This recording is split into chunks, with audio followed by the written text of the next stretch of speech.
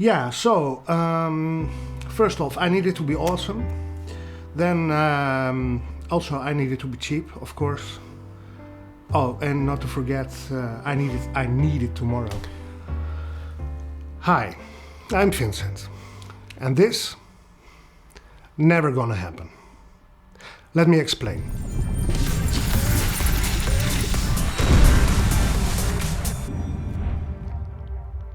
I'm in the business of selling the abstract, or at least I try to. Stuff that doesn't exist yet. Stuff I myself don't even know if it's going to succeed. Yet, if you want me to get working on it, I need to get paid.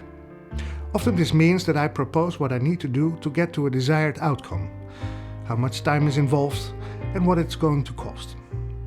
My client in return tells me to fuck off, I split my wage in half, and everyone is happy again.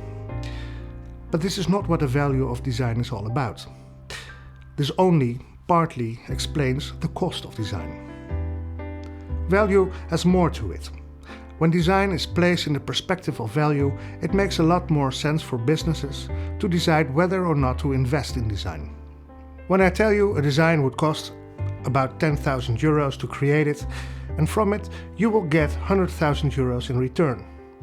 That sounds like a great proposition, right? When I can prove a design will increase the company's turnover by X amount and it will only cost them 10% of that, I guess there will be no discussion whether it's a good investment or not. But the sting lies in the proving part. How do I prove that a well thought out design is worth the cost of creating it? And more importantly, how do I prove that I am the right designer? Do you remember the video where I made a commercial of my own company? To me it was pretty clear that I am the very best. I said so myself. But apparently not everyone was convinced. And the truth is, you are probably right. The creative industry has so many different disciplines. Chances are that there are specialists out there that outperform me, being a one-man band. The power of me lies in the fact that I have a very specific set of skills that, combined with sales specialists, make for a pretty sweet deal. But that's not what you want to listen to. Let's see if we can untangle the value of design, whether it's my own or someone else's. When a client is not clear about the desired outcome, the value of creative work gets a lot less distinct and a lot less measurable. Paying $1,000 for something that has no clear return on investment is not typically what successful companies do. Lots of times I've encountered clients that were very clear they needed a solution, but they were not clear of the impact that this solution should have on their businesses. In my early days as a junior designer, I myself didn't understand this either. I was passionate about design, so anyone who asked for it, got it. Down the line I recognized that some of my designs were more successful than others, while, honestly, they were both of the same quality. The difference I came to understand was that one client took the design and the outcome of its exploitation very seriously, while others didn't care so much. They just needed it done. Now, both strategies have merit. I mean, simply having a brochure, because everyone else does, can make a lot of sense. This is to be expected. But when that same brochure targets a specific goal, say generate leads from visitors to a trade fair, you might end up with a very different brochure than "Get me a brochure! Stat!" Both strategies also have their own challenges. Creating a generic brochure of your company quickly leads to complex discussions about everything that needs to go in there. You can't skip anything, because it's about everything. A clear target eliminates that risk, but now the story being told has to actually come across. And often, getting to a specific target does involve a much broader design approach. If you want leads for, say, the color red, the booth has to support that goal, as well as the support team.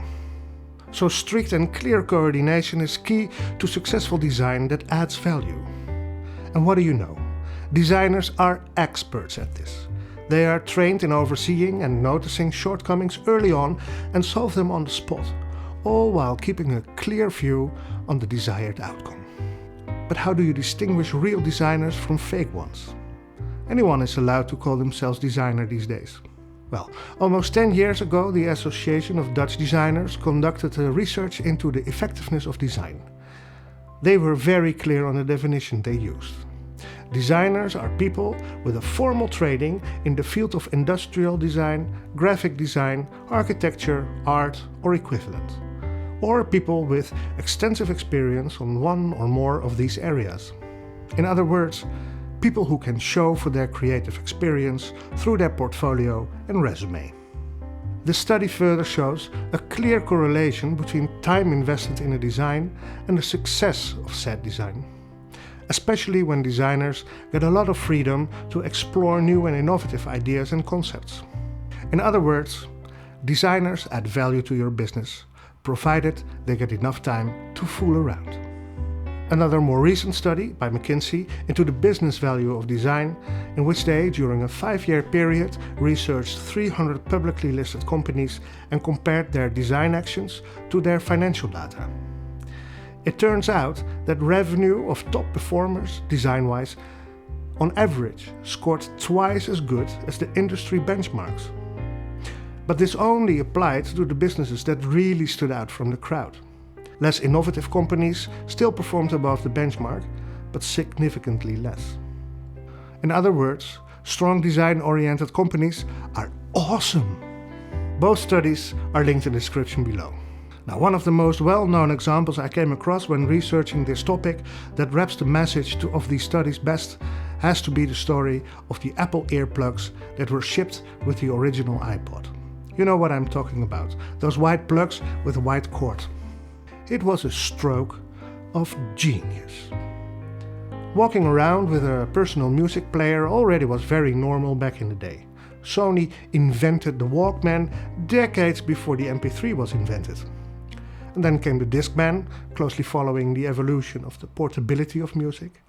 And that same evolution of music media drove personal music players into small little hard drives that could store and play MP3s. Now, at that time, there was a great deal of innovation going on in the technical specs of the players from various brands. And designers created the most exotic designs. But Apple made sure that everyone was able to see that the device being listened to was an iPod. Simply by making the earbuds white, they stood out from the crowd.